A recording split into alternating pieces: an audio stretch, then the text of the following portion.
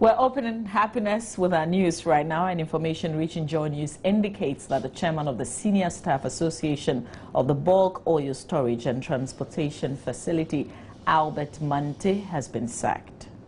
His dismissal is reportedly linked to an organized agitation against management over a recent recruitment policy. The workers have accused management of violating the policy and had demanded an immediate end to the initiative. We'll bring you more on this in subsequent bulletins. Okay, so now students at the Kwame Nkrumah University of Science and Technology, they vow to resist any attempt by government to share costs of utility bills in the coming academic years. Well, according to them, university officials and government agencies' failure to ensure prudent use of electricity in public institutions should not be hanged around their innocent necks. The Ministry of Education has attempted to suggest that this policy is only under consideration. Unfortunately for the Ministry of Education, in its spin business, the universities across this country are processing the fees of students for the next academic year. And this includes the cost of utility bills for the next academic year. And this is outrageously being pegged as an average of 550 Ghana cedis per student across tertiary institutions. Again, this is outrageous. The government of Ghana has failed on its pledge to cushion education of its citizens by bearing the cost of utility bills, and the government of Ghana financial indiscipline shall not be the latent drive of the government to pass on its social compact expectations on its citizens. I heard there was another meeting at the University of Ghana yesterday as well.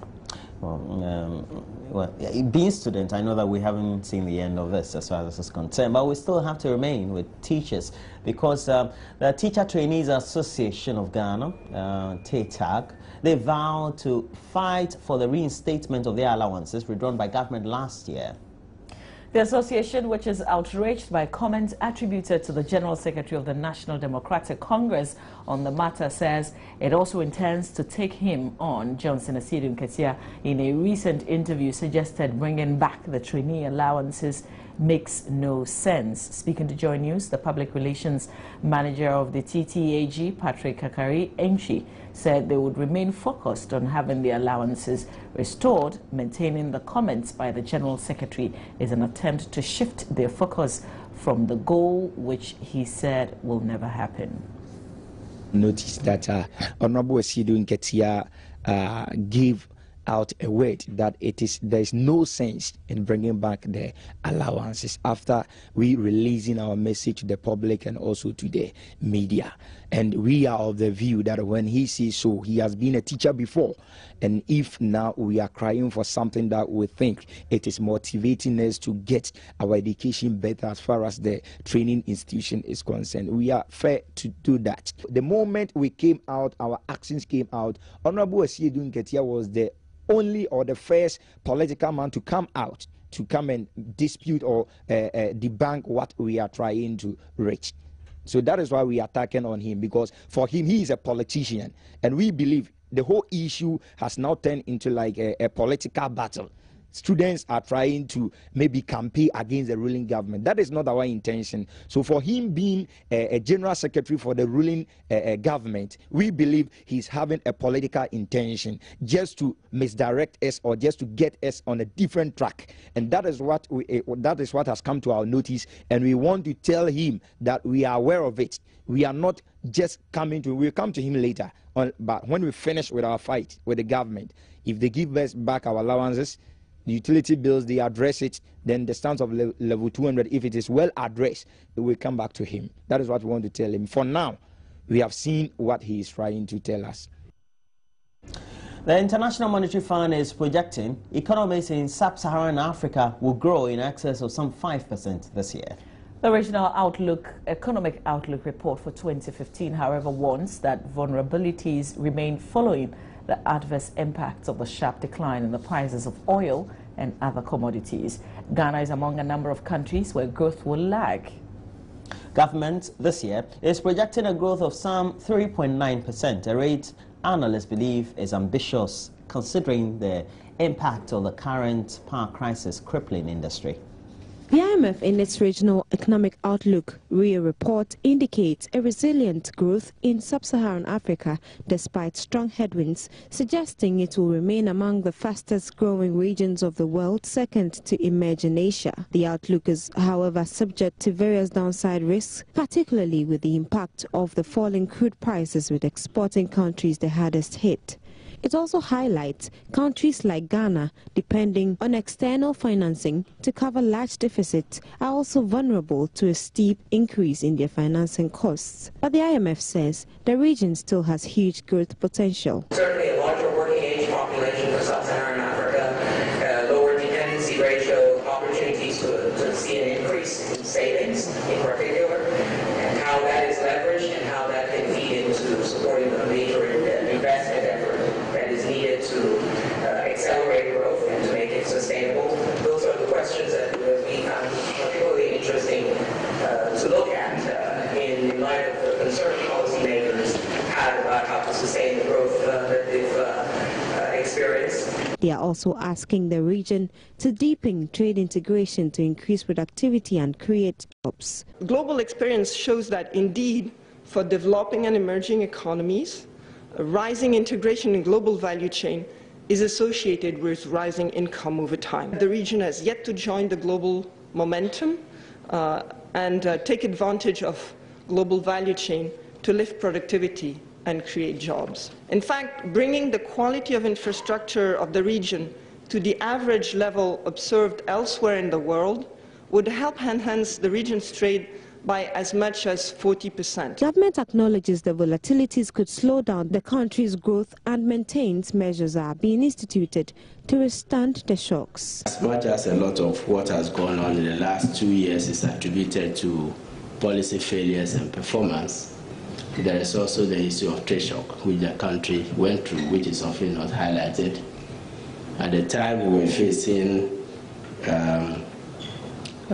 disruptions in supply of gas from the West African gas pipeline, which also comes to the question of efficiency of regional, projects, which can bring you down from a very sharp growth, of 11.9% or 7% to 3% within a very short period. The RIA report is meanwhile advising government to address the infrastructure gaps needed to allow new higher productivity sectors to develop and to achieve sustained, high and inclusive growth. Oh, Ghana is growing, I believe. And mobile money market is also, according to analysts, at a pedestal of a faster growth. So it is fast, convenient, and without most of the stress that the traditional money transfer systems offer. And these attributes of the mobile money system is fueling its rapid growth in Ghana, even though it still lags behind other countries on the continent. All you need now is just a mobile phone which works, even yams. Well, that's the not-so-smartphones, which represent second-generation handsets. Well, our colleague Giftiando Apia has been interacting with a mobile money vendor who says business is good. Reports indicate that the mobile money market is worth some 11.2 billion Ghana cedis. That's a lot of money. It means a 380% increase over the past 12 months. That's quite significant. And we're here at a vendor's place trying to understand this business and what it means for people who operate in this business. Well, I don't know the name of this shop, but the owner has a household name called Gosh. We're here to have an interaction with Gosh to find out what he makes of this report and what really it means for the entire mobile money business. Looking at the rate at which it's moving very fast. From 2012, people weren't patronizing the product, but I think people have come to understand it, and this time they are really going very, very fast on it. Yeah. How long have you been doing this? We started it, actually. We started by piloting it, I think somewhere 2012. Yeah, it started in 2012, and with the MTN mobile money. And Tigo Cash also came in 2013, and we started with that one. But before, Airtel money was there, but it wasn't as it is now. People never understood it as it is now. But so far, they are also picking up. Yeah. But there are people who just do MTN money transfer, people who just do Airtel or Tigo. But you are doing everything. Do you make as much profit that should make such a report believable? Oh yes, I make a very good profit. Yeah. Yeah. Yeah. Can you give us an amount, a rough figure? On each network, I make not anything less than 1,000 Ghana a month. A month? Yes, commission. That's the commission I make, not less than. And that's your profits, just for you? Yes, please. Yes, that's my profit. I know people who are making more than me, because I know guys who are making 2,000 plus. Yeah. One thing that makes the business more profitable is that people don't want money to stay long on their phone. And you know, the more you withdraw, the more we make money. And that's how the business is. Right. Who are the kind of people who come to you on a daily basis? Who are the kind of people, the caliber of people? I have the official people that are doing it on business terms, and there are students around. The students also use it for their pocket money. So I have all kind of people coming in. Right here from the corner of the streets in Kokomlemle, thousands of Ghana cedis are being made every year. Well, one other thing that has come up in our conversation is convenience. People say this makes business so convenient. Well, that probably explains why this business is making so much money. 380% growth is no mean growth. Gifty Andropia, Joy News, Kokomlemle, Accra. Gosh. Well, meanwhile, some regular users of the mobile money system have also been speaking to John News. Some say they keep their mobile money accounts as salaried accounts. It's accessible everywhere. It's something you can get to make a withdrawal, or at least you can access it everywhere. So it helps me a lot. Yeah. How does it help you?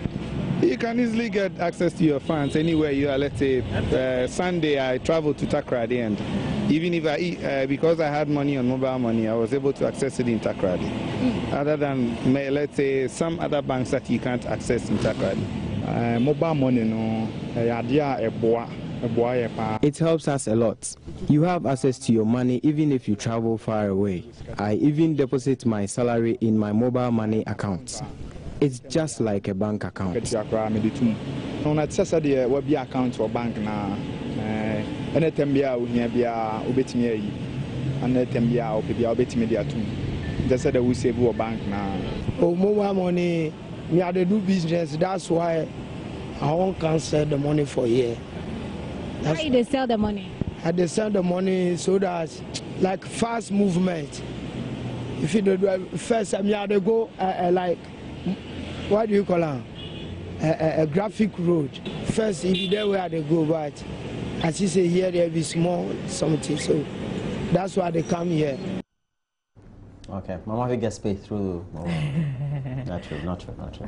All right, Martin Anderson, the Ghanaian convicted of drug offences in Indonesia, who has just passed, and 8 others have been executed by firing squad by the Indonesian government. Well, Anderson, also known as Bello, was convicted of possession of 50 grams of heroin in Jakarta in November 2013. The South Jakarta District Court sentenced him to death in June 2006. Meanwhile, Australia has recalled its ambassador from Indonesia after 2 Australian men were also executed alongside for drug smuggling. It's a strict rule in that country. You send drugs there, you will be executed. Yeah, but 50 grams. 50 grams, and also. I'm just thinking, because but they said don't do it. Why do you do it? Yeah, but the point is, do you kill the person? Because these are people who have been in custody some over 10 years, you know. Since 2006. So why do you go to this extreme? Do you think it's callousness? I don't know. I think it's too harsh, honestly. I mean, I think that once you know the rules and you decided to flout the rules, you have to pay for it. We know there was a Filipino woman involved as well, but she was saved last minute because another woman had showed up and said that she was the one who sent the drugs or something of the sort. So she was spared. That person was arrested. instead. No problem. I wish that law would be here. If they catch you. No, I mean capital punishment. I don't think anybody should be advocating for that, honestly. Well, I'm entitled to the opinion. 1992 Constitution. Well, this is what we have to do. We have to go international because we have some good news for you from Nigeria, though.